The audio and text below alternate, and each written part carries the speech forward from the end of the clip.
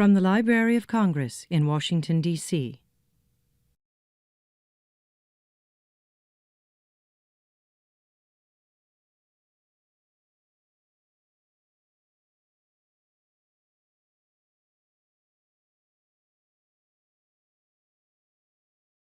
Good afternoon.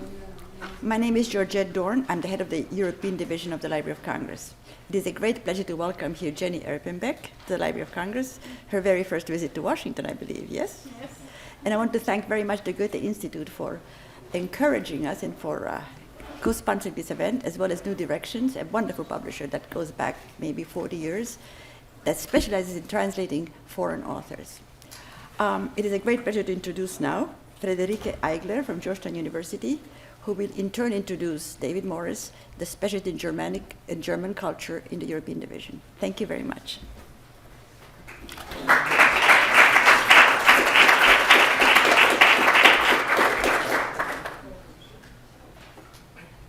Thank you. I think I'll be introducing Jenny Erpenbeck. Good afternoon, everyone. I'm delighted to introduce Jenny Erpenbeck, one of the most acclaimed authors in Germany today, and she also happens to be one of my own favorite authors in contemporary German literature. I was asked to keep this introduction very brief, so I will not dwell on Jenny Erpenbeck's many accomplishments, her 7 published books, translated into 14 languages, her literary prizes, the enthusiastic public reception of her works in Germany, the US, and beyond. All of this can be easily Googled, and I think you also have it on your leaflet, on your seat. Rather, I would like to comment very briefly on some key aspects of her writing. Many of her works focus on the intersection between collective history and individual biographies. Novels like Visitation, in German Heimsuchung, or The End of Days, Aller Tage Abend, explore how major aspects of 20th century German and European history, including the ideological and social upheaval of 2 world wars, the Holocaust, National Socialism, Stalinism, socialism, and German unification, can be traced in a particular location or in the life of a particular character. Furthermore, by including members of multiple generations, these novels capture the effects of collective and personal trauma on subsequent generations. They illustrate how specters of the past continue to haunt the present. In The End of Days, one of the characters ponders how social circumstances like poverty and hunger, or political events like war, have a deep effect on individual human beings and on the body. And I quote from the novel, "There is a constant translation between far outside and deep within. It's just that a different vocabulary exists for each of us, which no doubt explains why it's never been noticed that this is a language in the first place, and in fact the only language valid across the world and for all time." End of quote. One can read this also as a comment on Erpenbeck's approach to creative writing. She translates between far outside, for instance world events, and deep within, individual lives, and finds a different vocabulary for each of her characters. This brings me to another kind of translation. Erpenbeck carefully researches each of her projects, but she also draws on her biographical background, which includes growing up in East Germany and experiencing the sudden shift to a transformed, unified Germany. However, I would caution against an autobiographical reading of her work. In fact, Erpenbeck has described the main impetus for her creative writing as an act of translation, as an effort to find a language for complex personal experiences that she cannot express in everyday words or in expository prose. The new language Erpenbeck finds is sparse. What is said is as important as what is omitted or not said. Thus, most of her works are quite short. And I think the novel, The End of Days, is the longest work so far. Furthermore, she creates highly original narrative constellations. For instance, The End of Days, the novel we are about to hear from, consists of five narratives, each one ending in the death of the same principal character at different stages of her life. a life that begins around 1900 near a Jewish ghetto in Galicia, and then continues in Vienna, the Soviet Union, East Germany, and ends in the 1990s in the unified Germany. One of the compelling aspects of this novel is that each of the 5 narratives corrects a minor aspect of the previous one, and thus diverts death and continues telling the character's life story until her natural death at the age of 90. The End of Days is thus also a novel about the power of storytelling. Storytelling as a way to remember, as a way of mourning, and as a way to imagine alternative worlds. To conclude, let me point to a third aspect of translation without which we would not be here today. I mean the excellent English translation of the novel Aller Tage Abend into The End of Days by Susan Benowski. And now help me please welcoming again Jenny Erpenbeck.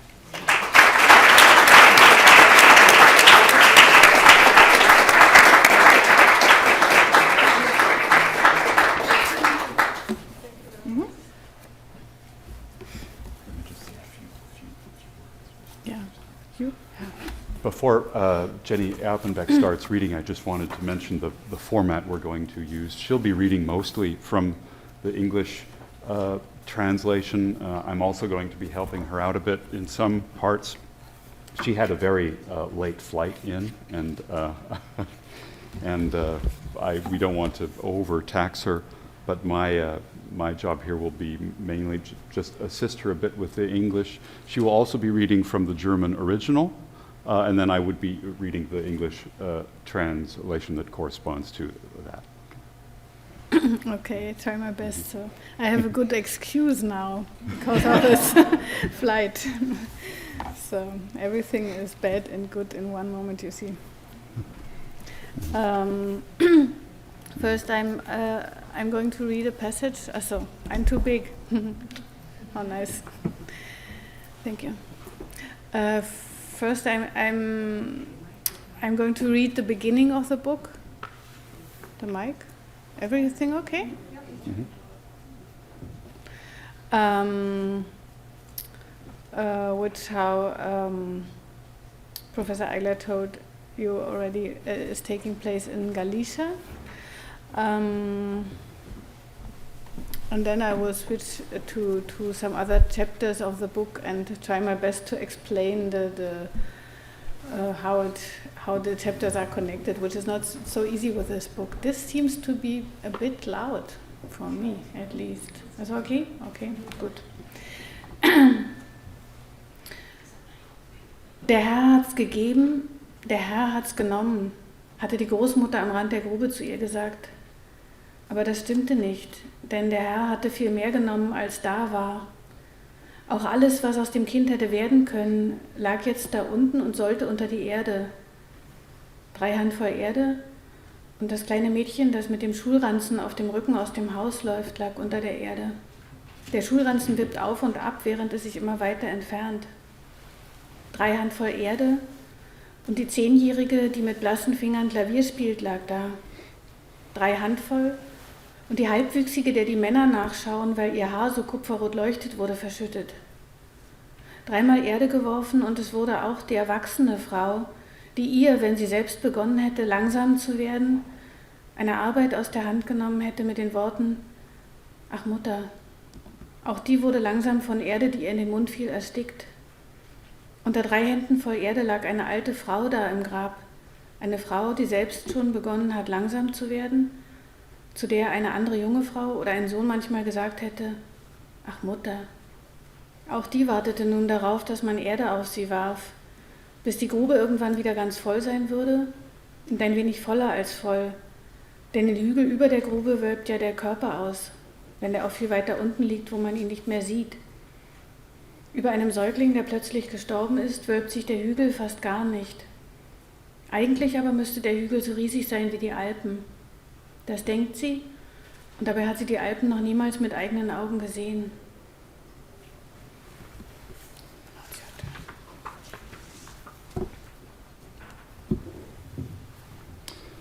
The Lord gave, and the Lord took away. her grandmother said to her at the edge of the grave. But that wasn't right, because the Lord had taken away much more than had been there to start with. And everything her child might have become was now lying there at the bottom of the pit, waiting to be covered up. 3 handfuls of dirt, and the little girl running off to school with her satchel on her back now lay there in the ground, her satchel bouncing up and down as she runs ever farther.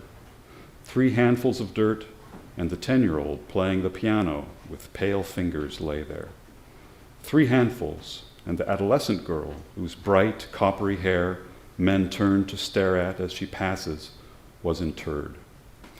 3 handfuls tossed down into the grave, and now even the grown woman who would have come to her aid when she herself had begun to move slowly, taking some task out of her hands with the words, "Oh, Mother."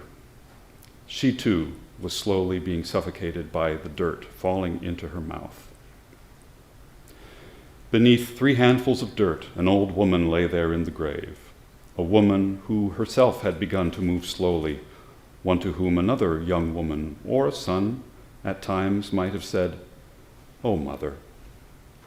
Now she too was waiting to have dirt thrown on top of her until eventually the grave would be full again. In fact, even a bit fuller than full, since after all, the mound of earth on a grave is always round on top because of the body underneath, even if the body lies far below the surface where no one can see. The body of an infant that has died unexpectedly produces hardly any roundness at all. But really, the mound ought to be as huge as the Alps, she thinks, even though she's never seen the Alps with her own eyes. Thank you. So the first chapter is telling the story of the family which falls apart after the death of this infant, and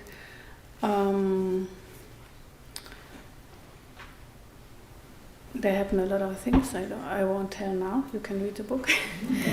And I just want to give you an impression of how I changed the way of life, the history of the life, by reading a part of one of the so-called intermezzi, that I put between the 5 main chapters, trying my best to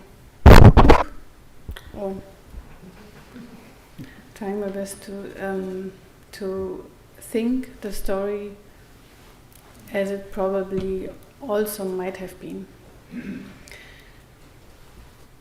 But if, for example, the child's mother or father had thrust open the window in the middle of the night, had scooped a handful of snow from the sill and put it under the baby's shirt, perhaps the child would suddenly have started breathing again, possibly cried again as well. In any case, its heart might have gone back to beating. Its skin would have grown warm and the snow melted on its chest. Possibly something like divine inspiration was required, although where such inspiration might come from was something neither mother nor father knew. One glance out of the night-dark window at the shimmering snow, or even just the creaking of the window frame, contracting in the cold, a sound made by the cold window at precisely the moment the child fell silent, might have sufficed for inspiration, instead of the same sound occurring just half an hour afterward when it was too late. If an inspiration had come to these parents, the child's survival would have become just that. The weave of life in its entirety, containing all knowledge of snow, all glances out the window, all listening to sounds made by the cold or damp wood, would have savored one truth from the other for all time. Only the blue tinge of girl's skin, above all around her mouth and chin, would have stayed with the parents an uncomfortable memory. A memory that would have returned to them uninvited now and then, and neither would have mentioned it to the other, for fear of tempting fate.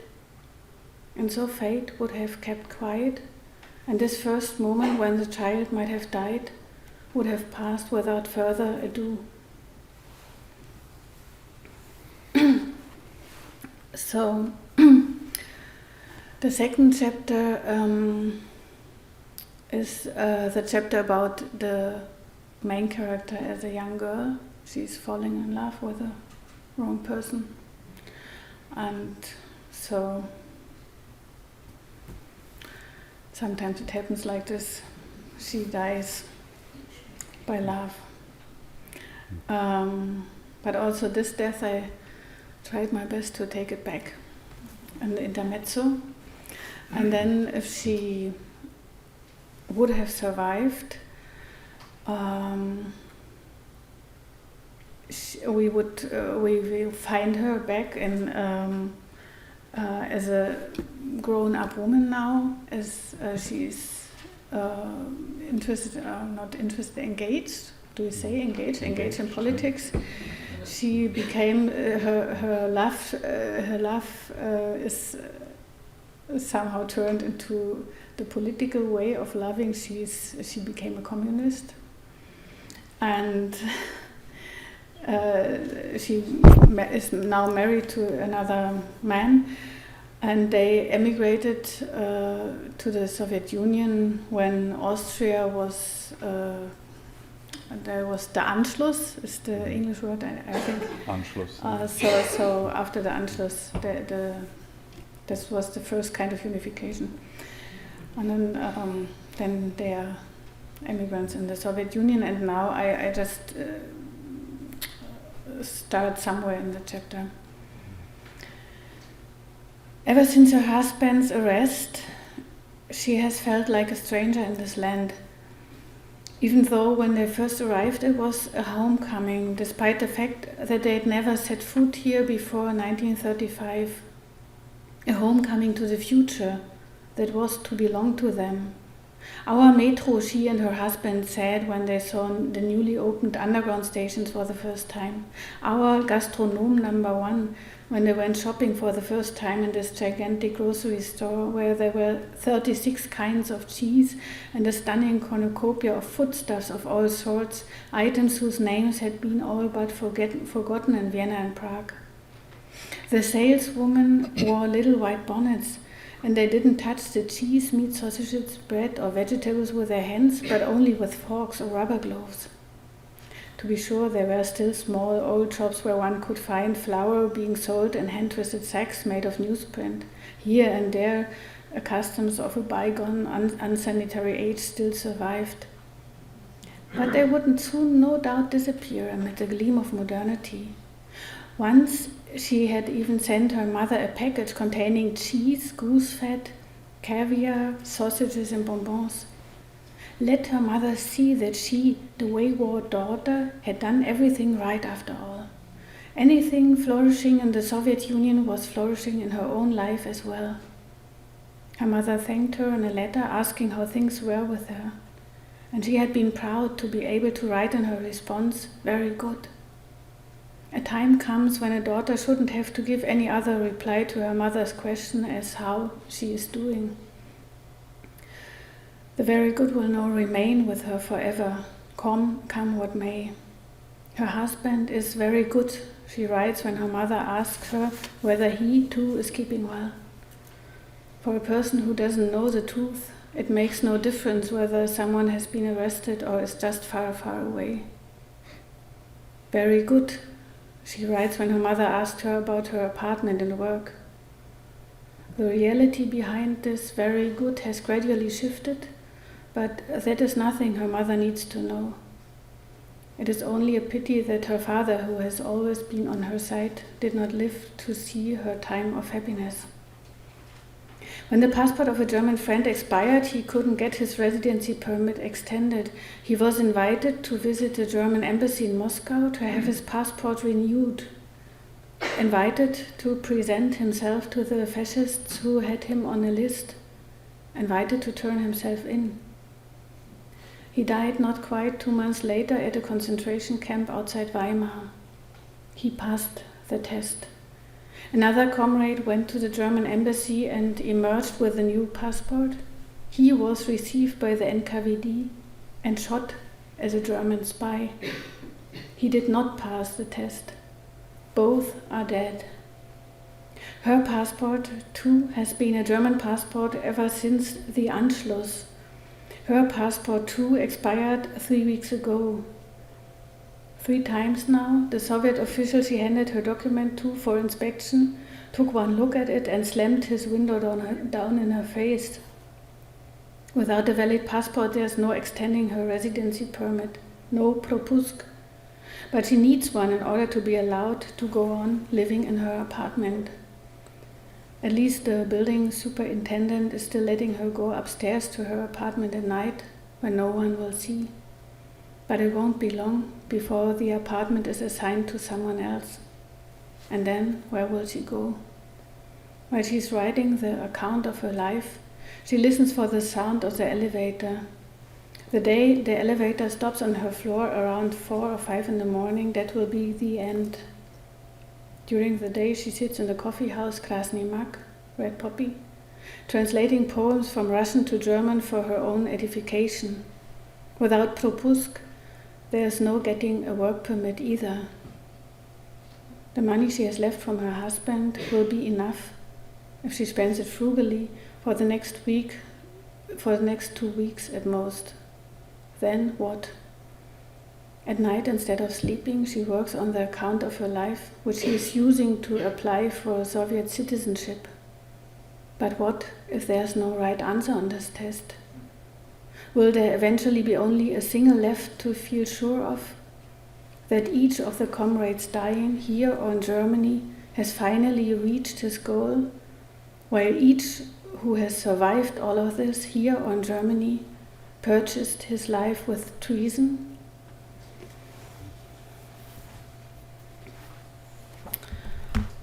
And just in case she survives this time in the Soviet Union, which is not... Thank you. Which in many cases, unfortunately, was not the case.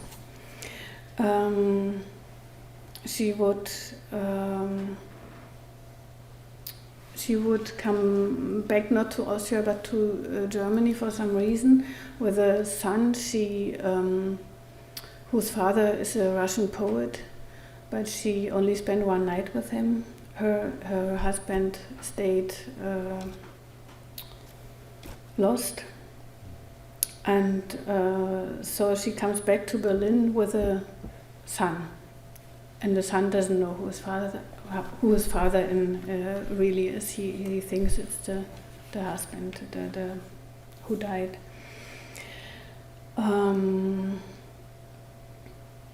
She starts to write books. She becomes a writer. She becomes famous.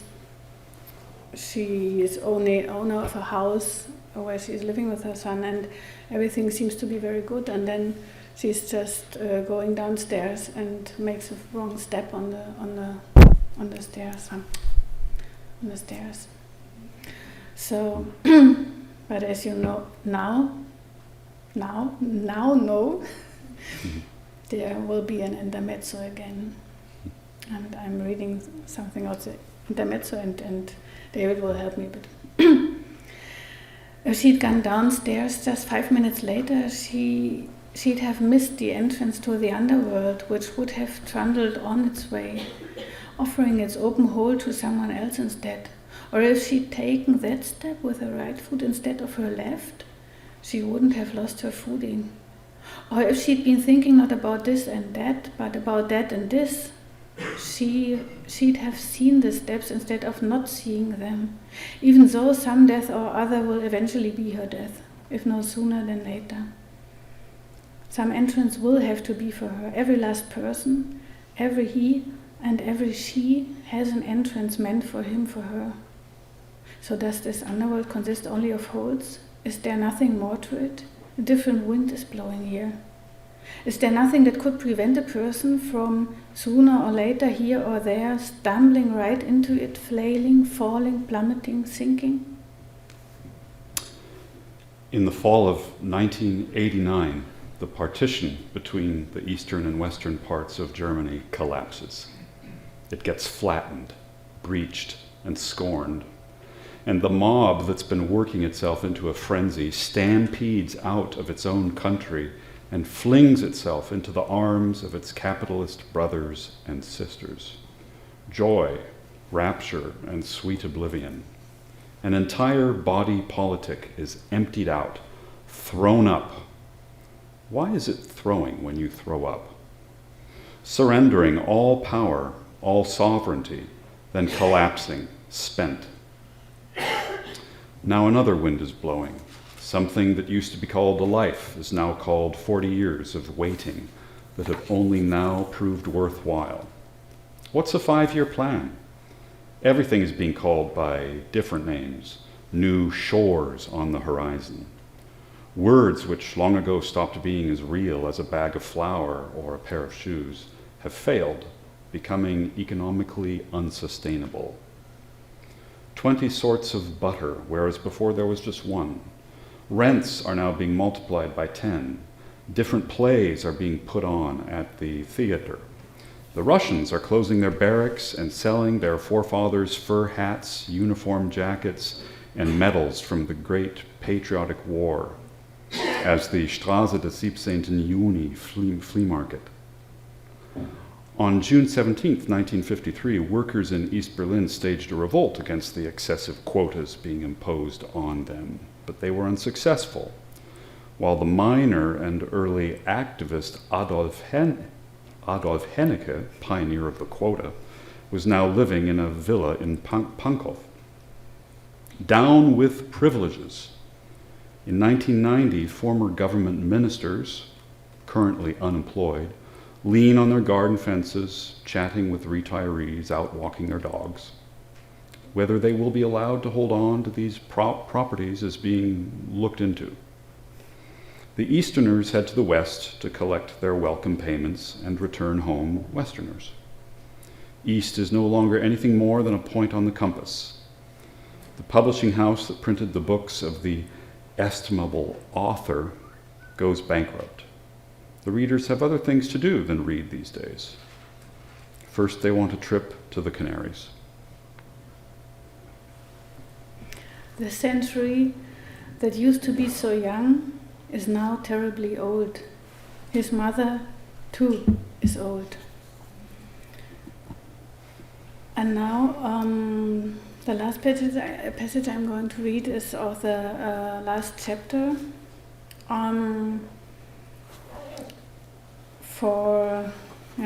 Because of some problems the wife of the son has with her mother-in-law, the mother has been put into a home for old people, and there he is going to have to celebrate her 90th birthday, and for that reason the son has visited her and took her out for an Ausflug. What is Ausflug? For an excursional walk. Field trip, excursion. Genau, excursion. Okay. Okay, so here we are. 4 weeks before the Berlin Wall fell, his mother received the National Prize First Class for her life's work. She walked to the front of the auditorium on his arm to receive the certificate and the little box. Now he is sitting with her on a bench at the edge of the woods. The leaves rustle behind them, and before them lies a wide, gently sloping field upon which the blue-green wheat is still only knee-high. When the wind sweeps across it, it looks almost like water. I just wanted to tell you, his mother says, this is my good, lovely farewell. Oh, mother, he says, stroking her back. My fear of the future, she says, has not yet failed. A couple of his mother's friends wanted to come to celebrate her birthday, but he told them no. Because he was ashamed for his mother? Or because he was of the opinion that his mother should be preserved in her friends' memories just as she used to be? Whom was he doing a favor, her friends, or himself? It sinks down over you from above to below. You don't know what side it's coming from. I don't know, and you probably don't know either. No, I don't know.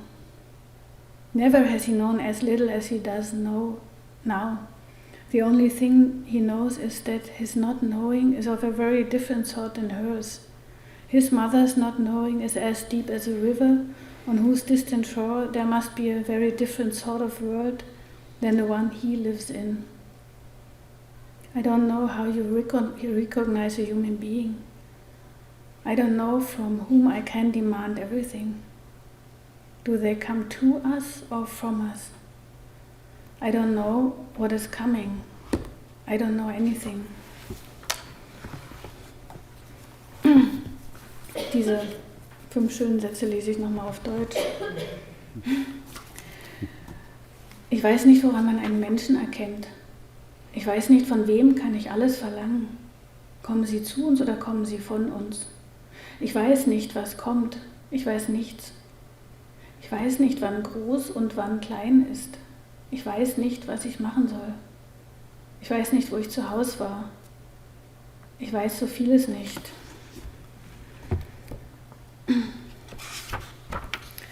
In this land to which his mother is crossing over, no longer able to understand anything she once understood, she will no longer need any words.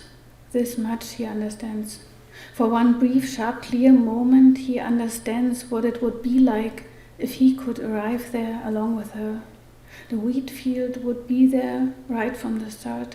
Just like the rustling of the leaves at his back, the silence would be filled to the brim, and the memory that filled out the silence would be just as real as the footsteps of all the human beings walking upon the earth at this moment, along with their falling down, their jumping, crawling, and sleeping at this very moment, just as real as all that mutely lay or flowed within the earth, the springs, the roots, and the dead.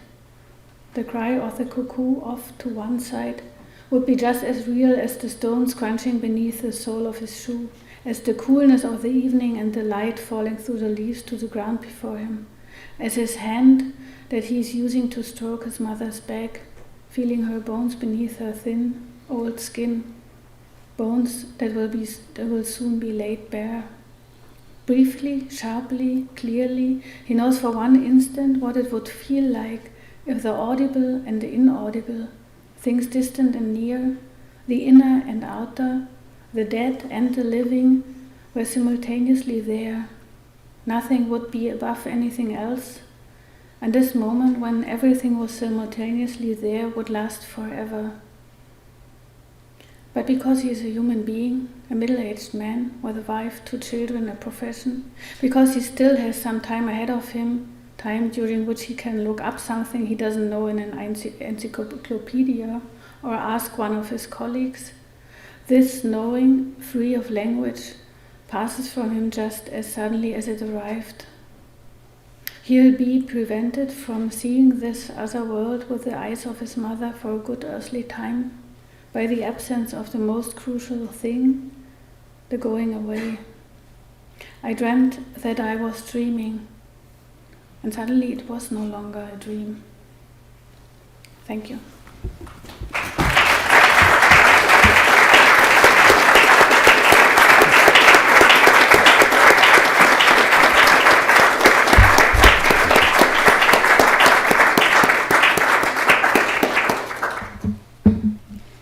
Just make sure.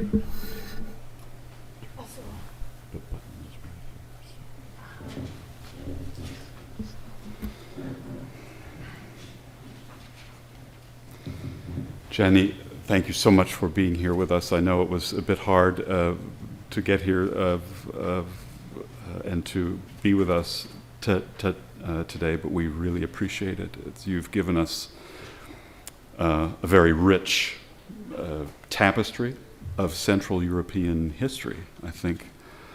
When I finished the book, Friederike was saying, Professor Eigler was saying that your books generally are not very long. This one is one of your longer ones, but it's still not a very long book. But when I finished it, I felt I had read an epic, something by Thomas Mann or Proust. It was because it's so rich, it's so dense with so much of history and human experience, especially as it relates to the 20th century and Central Europe. And yet it remains a deeply personal book. Even though we see the main character, Frau Hoffmann, who we learn is her name at the end, live and die in several different ways, we nevertheless feel a continuity of life through memories, objects, feelings, phrases repeated over generations. And the last two readings you chose, I think, really show this tone of, well, Sehnsucht that I detected in the last part of the book. And correct me if I'm wrong, of course, but there's a sweetness of tone toward the end of the book, which I don't think you encounter before in the rest of the story. And it has to do with the son looking back on the years with his mother. Some parts of it read almost like a eulogy. And when I read this part, I couldn't help but think of your personal inspirations for this book, namely your mother and grandmother, the degree to which they inspired you, the degree to which they did not. And I know it would not be accurate to describe your book as autobiographical in the strict sense, but perhaps you could go into these influences a bit and how these personal things affected your work on this book. Naja, so in Germany I never tell the people, but here I'm so far away, so so I will be a bit more honest than I normally am. Naja, the beginning of thinking about such a book was very, very private because my mother died and I spent like 2 or 3 years just dealing with all the things that are connected with such a death. I'm the only daughter, so I had to. I was the one who had to give away all of her things and so on and so on. And I thought a lot about the sudden cut, which is made by such a death in the middle of the life, which was not expected, and. So there was no other material in my head, and I had to write a book about death. See, second was that I didn't like the idea to write about my mom because I think it's private and it should stay private, and so I tried to hide myself behind another story, but the mistake I made was. I hid behind the story of my grandma a bit. So all the journalists or all people in reading in Germany would ask me about my grandmother. So it worked. I was perfectly hid behind my grandmother. And there was never a question about my mom, which was good. And yeah, the reason for I really hesitated a bit to place the word grandmother in the book again after visitation, because there are also some grandmothers. But what interested me was to tell a story, and at the same time all the possible stories that could have been told, and so I needed, more or less, a life or a way of a life, a path, which has these moments when there are very strong decisions to be made, and I thought it's really it would not have made any sense to me not to take the life of my grandmother as an example, because she really, there was so much material I really didn't know. I spoke a lot about it with her and my father, all the things that are involved in the immigration issue, and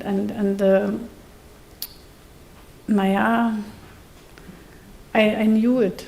the best, so it was the closest to me to take this. And of course I invented a lot, or I changed things, this is very clear, and it's not the life of my grandma anymore in the book. not so the setting is my grandma's, like the places are the places which are connected to my own family history, but things that happened were different. So for instance, my grandma was a communist, and she really emigrated to the Soviet Union, but she had not been arrested, or her husband had not been arrested. My father is not the son of a Russian poet, to make this very clear. This is just invention, and but I think it's the history in the history of my family is such a treasure for especially for a writer, that it would be very stupid not to use this as a material and as a starting point for thinking about history. There are some other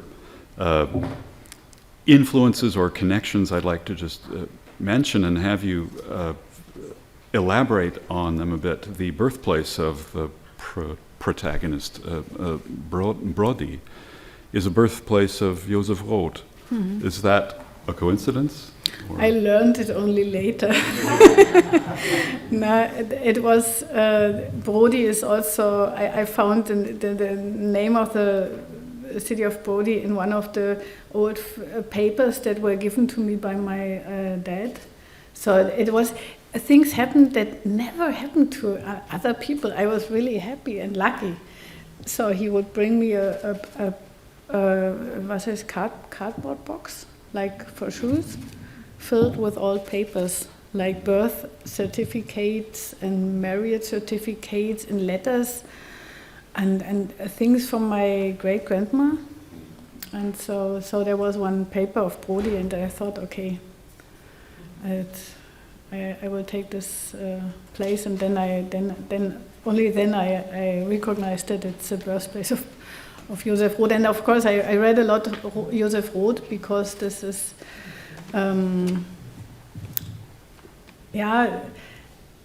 it's the only way to go back to the time to read the things people wrote about it. So, for instance, you will never get a feeling if you just look into the internet and you see the dates, the years, and what happened. You have no idea, no impression how it felt like. So you have to read someone like Josef Roth, for instance, or whatever. Another recurring connection or thread that goes through this tapestry that you've woven is Goethe. The edition of Goethe's complete works is one of the threads of continuity that goes through the whole book. A symbol of humanity, the endurance of humanity, das ewig Weibliche, perhaps, despite all of the tragedy and upheaval. Naja, actually, I put the Goethe into the bookshelf of a Jewish family because I thought it should be kept in mind that the Jewish people were real German people with all things that are connected, so culturally and other aspects, and the scene in my book is that people throw a stone at the Jewish people and they will hit the Goethe. You see. and the Goethe is taken to all places where the family goes to, and only in the end, when the family is gone, the books are sold. and this is another thing that I think it's always interesting to look at what things, why things become valuable, for which reason things are valuable. or estimated being valuable. It's the son of the family in the end finds the Goethe in a book store and is thinking about carrying it back to Berlin, but he doesn't know that it's the Goethe of his own family, or it was the Goethe of his own family anymore. He doesn't know his own history, so he meets the Goethe, and he would like to have the books, but just as books. But there's much more story involved, which only the reader knows, and this interests me. So I think there are many things in the world you don't know that they are your own, and you always have to be aware that the strange could be your own. That moment in the antique shop in Vienna that was for me the emotional climax of the entire book. This man, the son, standing there, surrounded by the relics of not just the Goethe, but other things too, surrounded by the relics of generations of his family history. We know it, as you say, but he is completely unaware. And is this a way of conveying the unknowable past, an ironic comment on the concept of lost time, of memory? Naja, I'm not ironic, I think. This is not my greatest talent, no. No, and I don't try to be. No. It's, I think, naja, in some places, but not in the important ones. And this is an important moment for the book. You're right. It's like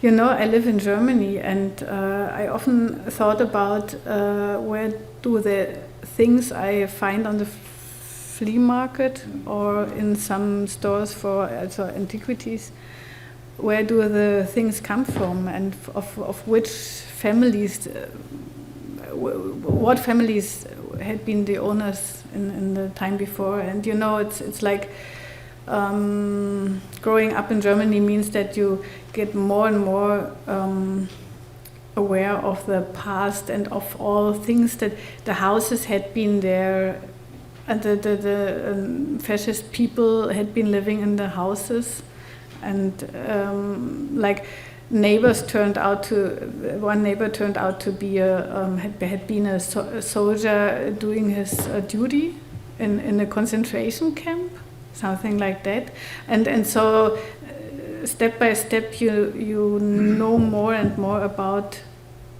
things that were hidden for a while or were unseen, and only then you know. So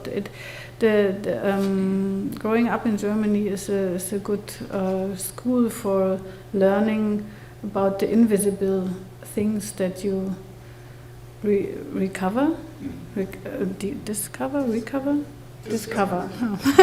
I forget the words. I know. Uncover, yeah. Or in some cases you uncover it, and in some cases it will still be hidden. It interests me. It's not, I don't have a solution, but it's just like I feel that there's much energy which is caught in the things. So like stories that happened, or time that was spent with the things, and ideas that were connected to them, and then the people were lost or whatever. I'd like to talk to you a bit about the techniques you use in your book. I think perhaps they've overshadowed the attention given to the scenarios, and the techniques you use to tell your story has perhaps overshadowed other real virtues of your writing. But I would like to talk about them a bit. The novel is built on 5 different books, of course, which correspond to 5 scenarios of life and death for the main character. But there are other devices you use that are apparent to the reader right away in book 1. And first of all, the characters have no names at first, for the most part. Even their relationships with one another shift. One moment one is a mother, another moment one is a grandmother. The dialogue is very sparse. It appears without any quotation marks. Sometimes it's hard to tell if a character is having thoughts that are internal or external.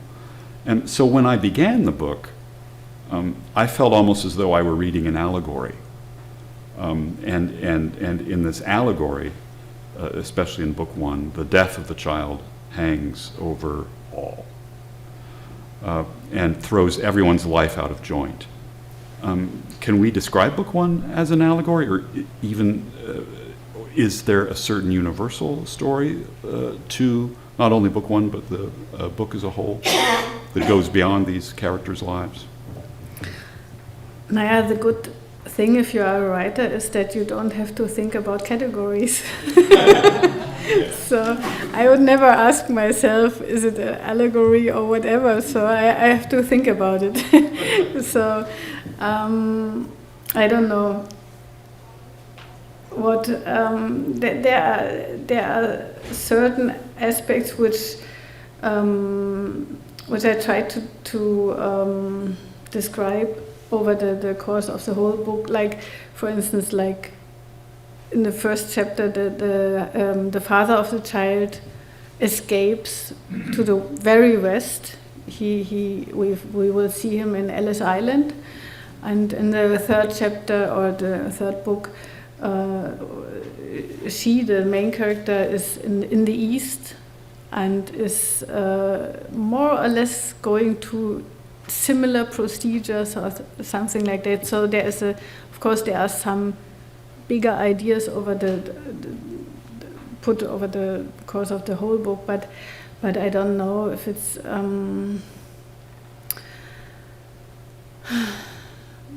Yeah, I'm not a Germanist. That makes two of us. I don't. I think, for instance, one thing I wanted to explore is like what kind of death we could face. So, like the one is one death that is supported by, like, not the death itself, but the comfort is in rituals and religion. Then we have a death because of love. So this is like the thinking about dying in the best moment of your life, because you have too much emotions. And then there is the politic death, which is very lonely and without any religion, without anyone who's like inheriting something, or yeah, that it's a very lonely death. These are such categories I'm thinking, and so like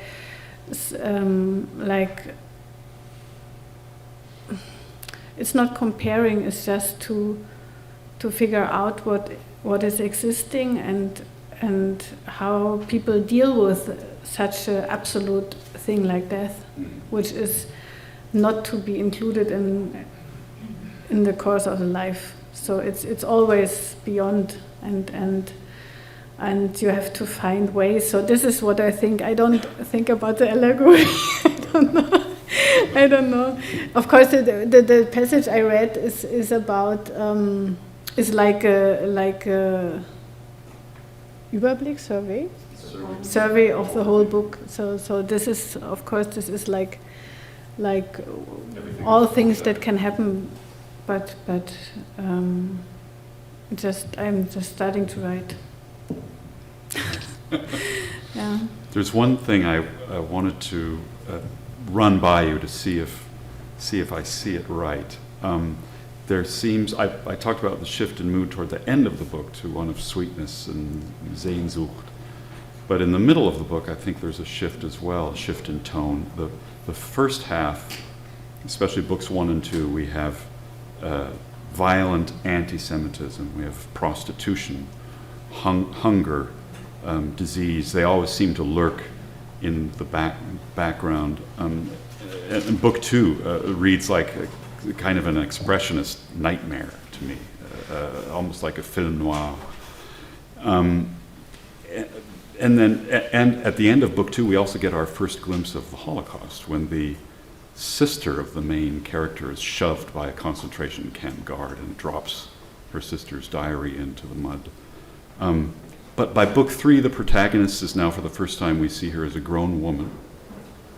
And she is literally writing for her life to exonerate herself in the middle of Stalin's purges. And the tone shifts, I thought, a bit perhaps toward surrealism, absurdity, but because we're dealing with the Stalinist bureaucracy, the accidents of alphabet, of stacks on a bureaucrat's desk, these things, is there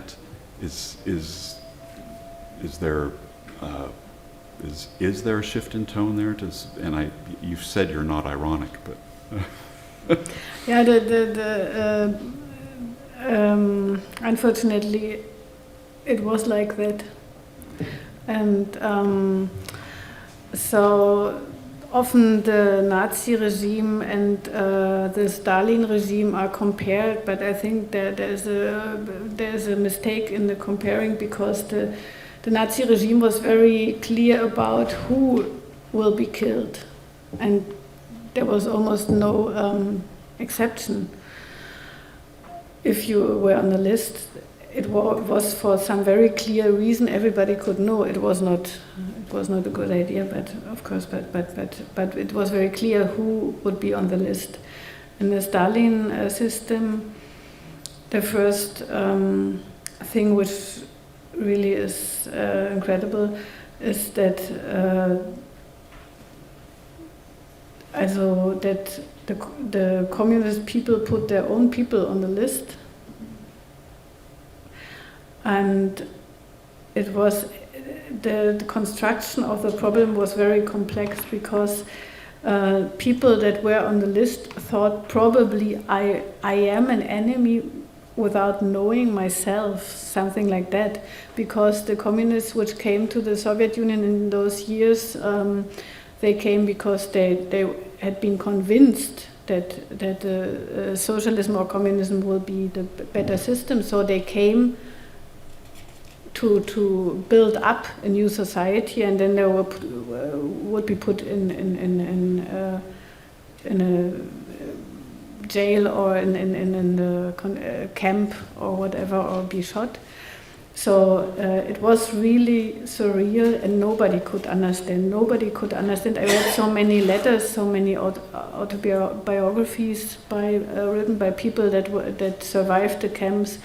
It is not to be understood that they were really. It was like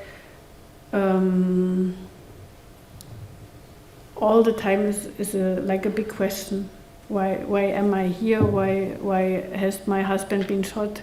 Or why did he disappear? And there's no explanation. Yeah. So the randomness of fate really is a central theme throughout the book, but in this part in particular, it's not only the randomness of fate, it's the randomness of this particular type of experience, that particular type of experience that she had in book 3. I think this is one of the main things in the 20th century, that there was so much good energy wasted or killed. So this, I think there were so many young people. I for the first time when I wrote the book, I understood that they had been so young in the beginning. They had been like really, really nice young people building up a new society.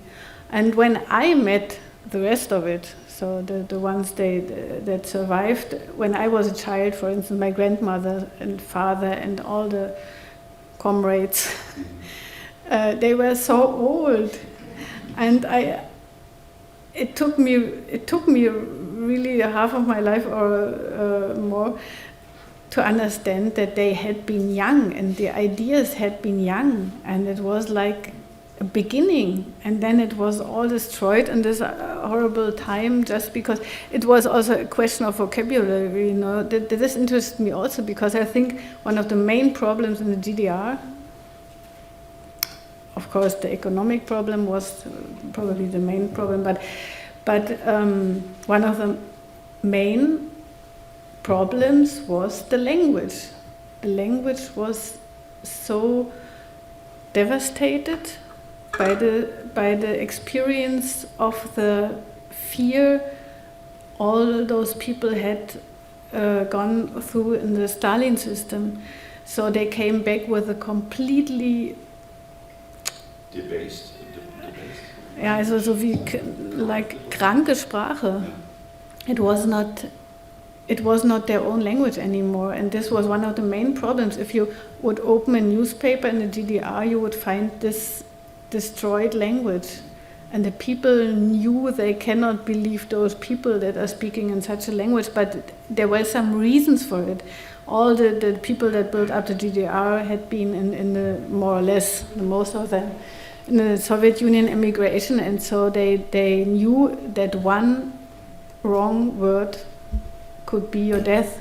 So this is it. There's the only truly accidental death in the book occurs in book 4 when our protagonist falls down these stairs. And instead of dying as a political prisoner during Stalin's purges, she does live to become a cultural hero in the GDR, who then falls down the stairs, dying an unheroic death. And here you quote Marx. The first chapter is a tragedy, the second is a farce.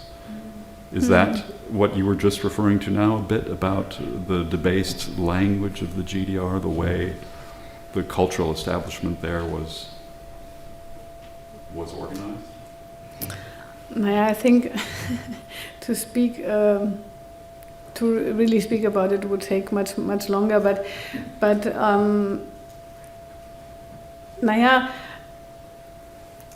I think sometimes it is like you have everything and everything seems to be in the right place, and then it happens something like the wrong step on the stairs, and it had to be included in the book because it's not only about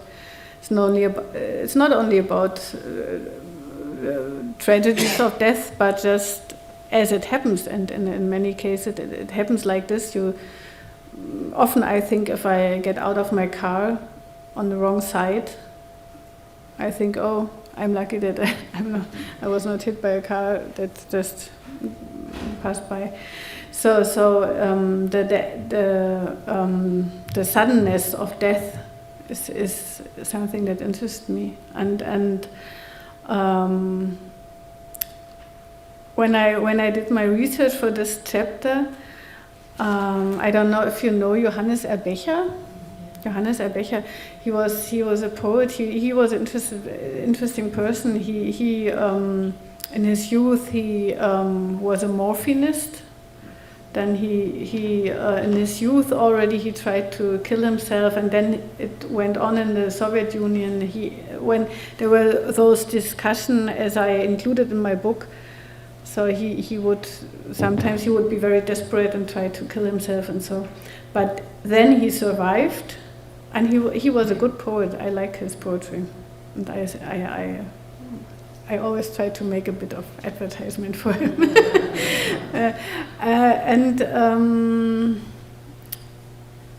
Then he came back, and he was one of the main figures in the GDR culture. And then he was made the cultural minister. And now all the people only remember him as a cultural minister, but he had so many lives before this being a minister.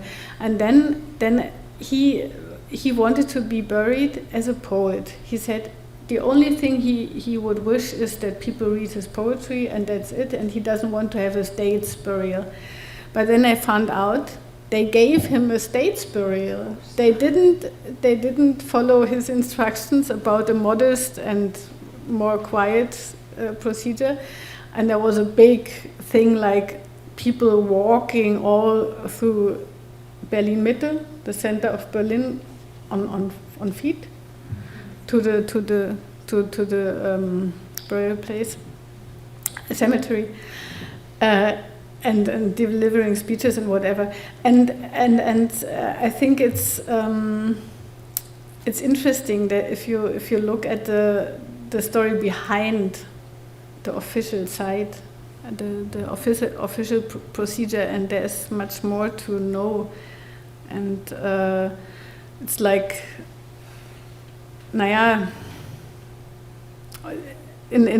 she's making the wrong step, and then she gets a state's burial. You see, and there are great speeches about everything, but the son comes home and he's just alone. So the son is just a child which is now alone, and all the speeches doesn't help him very much, and all the articles and everything. Jenny, we wanted to leave some time for the audience to ask some questions as well. There's just one last question I would like to pose to you, and it does have to do with some of the things we were just talking about. You were 22 when the wall came down in November '89. You grew up in the Hauptstadt der DDR, the capital of the GDR, and then saw the state vanish overnight before your eyes. There are some looks back on the GDR by some of the characters in this book. We, especially as they refer to the West, of their experiences in the West after the wall fell. The son is in Vienna, and kind of comments to himself somewhat ironically about the habit of drinking Prosecco with breakfast. He calls German reunification die Zeit der Gewinner, the time of the victors. And Frau Hoffmann looks back, our main character, Frau Hoffmann looks back, says, "We set out to take care of everything, and then it became all so shabby." What is it like for you being a writer who draws from these experiences, who grew up and by all accounts had a marvelous childhood in East Berlin? What has this been like for you, and how much does it inform your work? I must confess, I had a really very happy childhood, and it was not all gray, and it was not all surrounded by the Stasi. It was just all days life, like, yeah, it was as colorful as other childhoods. I think for a writer, it's a big present to. If you have a look in your own experience, look is probably not the right word. Like if you experienced the breakdown of a whole system in a few months. So if you see how quick things that you thought would be, probably not eternal, but very, very stable. I will explain this a bit later. If you see how quick things can be lost. So this is a shocking experience, but the shock is good for the writing, you know.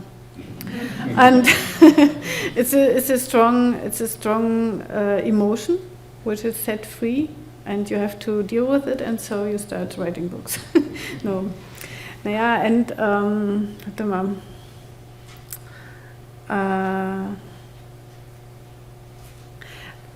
Sometimes I try to explain that if I look back, I don't have the feeling that all I lost was only good. Of course, there were bad and good experiences, as in every life. But I lost what I knew.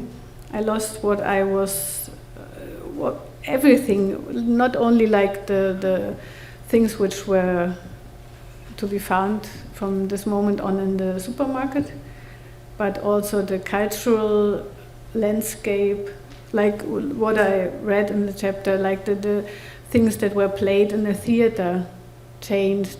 People that went into theater changed. My father would say, "What should I go to the theater? I don't meet anymore any one of my friends," because the whole elite changed. Of course, many people lost their work. Also, the university people, there were these evaluations. So they were evaluated by the West if they are good or not, which is also an interesting topic for probably another book. It's interesting that, you know, the fascism was an experience the whole German people had to deal with. But the socialism was only on one half. So it was much easier for the West to look at the East, because the mistake was only on one side and it was very clear. During the Nazi time, it was not that clear, because the mistake was everywhere and in every person, or in the most of them. So it's much harder to look at one, him or herself, than to look at the other people on the other side of the wall. But I think it's just by chance. The wall was like made like this, and it was like an experiment. What happened on the left side, what happened on the right side. But you can think a lot about the own, was heißt das, Verdienst? Legacy. Yeah. So if it is an achievement to be on this or that side, or it's just like this. It's not. I think a certain modesty comes out of this big change. You see, things are not made to be eternal. Things change, and probably not in the way you. This was what I wanted to add before. That of course we knew there has to be changed something, because the GDR was not as we would have liked it to be, but we thought in a different direction. So like my family or my friends, a lot of good and intelligent people, not the stupid ones. They all had left a certain home, a hope that the socialism would just change its face, as it was told, and then be more close connected to the people's wishes, and then try something else. And to go back to capitalism was no alternative. It was not like, oh, we are happy, we want to go back. It was a going back, or it was seen as a going back and not as a going forward, which is interesting. But there was no more question. The people just, bless you. And I think there is a lot of things stayed unsolved by the loss of the system, which I knew. Things are still not solved. The world is not ready, and the history is not ready, and not all decisions are already made. And I still believe there are a lot of changes to be made by next generations. Well, you've certainly given us a lot of food for thought. I'm sure we have a number of questions from the audience, but Matt, do we have time at all? Do we have time for Q&A? Maybe? The table has ended. So we only have time for about 2 questions, so if you have a question, please raise your hand. This is not that much a question. I read your book, but I didn't finish it yet. But what everybody was saying sounded kind of dire and dark and pessimistic. And I have to admit, when I read it, and as far as I got where she went back to Berlin. And these continuous what-if questions, and the idea that you actually could take chances and influence what is going to happen, I thought it was a very positive aspect, and that's what I particularly liked about that book. And because it sounded so pessimistic, I felt that I need to show this optimistic part of it, and you folks, everybody read it. No, thank you. I think it's also interesting that all the stories that I don't finish or that I don't follow are somehow included in the book, in the course of the book, also if they are not told, like that all the ways that could have been gone, oh God, okay. Could have had happened. Yeah, so it's I think it's a good idea to think about the opportunities that are still in the other lives. Well, on behalf of the library's Poetry and Literature Center, the European Division, and the Goethe Institute, we would like to thank you for coming. And this is the, of course, International Literature Program, and there are books in the back. Please make sure to get one if you haven't already. And I'm sure Jenny wouldn't mind signing them after. So thank you so much for coming. This has been a presentation of the Library of Congress. Visit us at loc.gov.